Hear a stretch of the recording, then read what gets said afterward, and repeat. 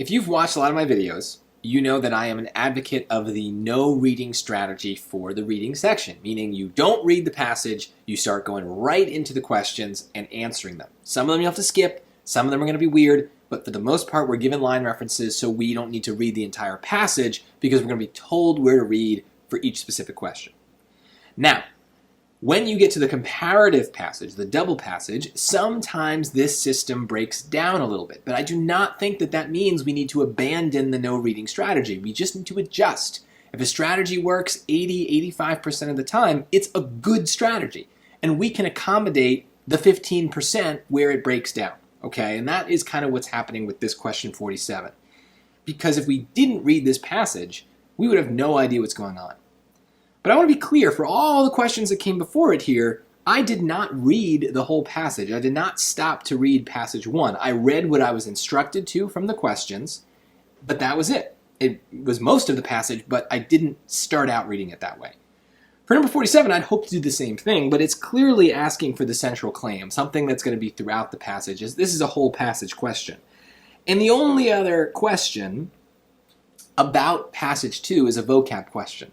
So it's not like we're going to get the main ideas by doing other stuff. So here is a case where I will adjust. And I'll say, all right, well, no reading strategy is not going to work. I need to read this. But notice, I'm not reading passage 1. I'm reading passage 2 because that is what this question is about.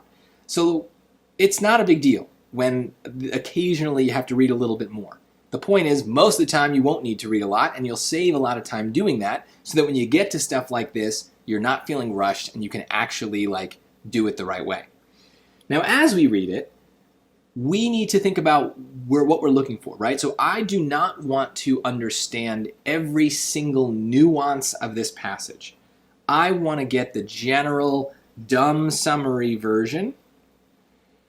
And the best way to do that here is to read with purpose, right? I don't want to just read.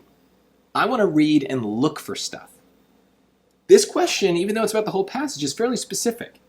Space mining has a positive potential, but, so I'm probably looking for something negative, right? Maybe there's a positive around where I'm going to care, but there's some sort of negative that it seems to be asking about. So I'm not just reading, I'm reading with purpose, and I'm going to kind of pause myself whenever I see that there's maybe a negative that's coming up in this author's writing. So let's see. The motivation for deep space travel is shifting from discovery to economics. The past year has seen a flurry of proposals aimed at bringing celestial riches down to Earth. No doubt this will make a few billionaires even wealthier, but we all stand to gain. The mineral bounty and spin-off technologies could enrich us all. Lots of positive. But before the miners start firing up their rockets, we should pause for thought. At first glance, space mining seems to sidestep most environmental concerns, so that seems pretty good. No life on asteroids, and thus no habitats to trash. But its consequences, both here on Earth and in space, merit careful consideration. So he's clearly building towards some negative stuff, but he hasn't gotten there yet, right? So we have the hint of negativity, but we haven't gotten to the negatives. Part of this is about principles. Some will argue that space's magnificent desolation is not ours to despoil, just as they argue that our own planet's poles should remain pristine. Others will suggest that glutting ourselves on space's riches is not an acceptable alternative to developing more sustainable ways of earthly life. So here are some negatives. That it's, we are despoiling, we are glutting ourselves. Those are some negatives. History suggests that those will be hard lines to hold, and it may be difficult to persuade the public that such barren environments are worth preserving. After all, they exist in vast abundance, and even fewer people will experience them than have walked through Antarctica's icy landscapes. So it's kind of a counter-argument to this. There's also the emerging off-world economy to consider. The resources that are valuable in orbit and beyond may be very different to those we prize on Earth. Questions of their stewardship have barely been broached, and the relevant legal and regulatory framework is fragmentary, to put it mildly. So questions, fragmentary, this also seems negative. Space miners, like their earthly counterparts, are often reluctant to engage with such questions. One speaker at last week's Space Mining Forum in Sydney, Australia, concluded with a plea that regulation should be avoided. But miners have much to gain from a broad agreement on the for-profit exploitation of space. Without consensus, claims will be disputed, investments risky, and the gains made insecure. It is in all of our long-term interests to seek one out. So I don't really understand this, but it also seems negative, right? This is a mixture. He's making an argument of some kind. Let's go to the choices. Let's use the choices to better summarize the passage, right? I don't need to come up with a summary. That is not my job because the answer choices provide me with 4 summaries. So let's test the summaries that we're given instead of wasting time and energy coming up with our own. A, it will end up encouraging humanity's reckless treatment of the environment. Okay, well that does seem to come up. However, he does seem to be wishy-washy about that. Remember, I read that here. There's despoiling things. But he says that they're barren environments and there's vast abundance. So I don't know. That does seem to come up, but he seems to kind of negate that argument. So let's keep going. I don't know if that's right. Its effects should be thoughtfully considered before it becomes a reality. Well, now that I read that, he did say that a lot, right? Where was our first positive to negative? Here. Its consequences merit careful consideration. So, considered, thoughtful consideration. Okay, I like that choice. Let's keep going. Such potential may not include replenishing key resources that are disappearing on Earth. Well, he's not really saying anything about like replenishing things on Earth. He's maybe saying that like we shouldn't be so wasteful, but I don't know, replenishing things on Earth, that didn't really come up.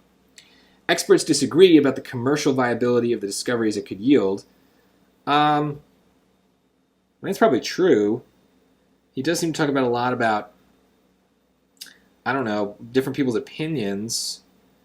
The discoveries. I'm just trying to see if he says it anywhere. He says we're glutting ourselves, or the economy are going to be different values, right? We need a framework. They're not engaging with such questions. So here's the thing, is this is a very reasonable position, choice D, that might not be commercially viable, but he doesn't really seem to be talking about that. So I would really like to point to somewhere in this passage where the experts are quoted and disagree. And I'm not really getting that.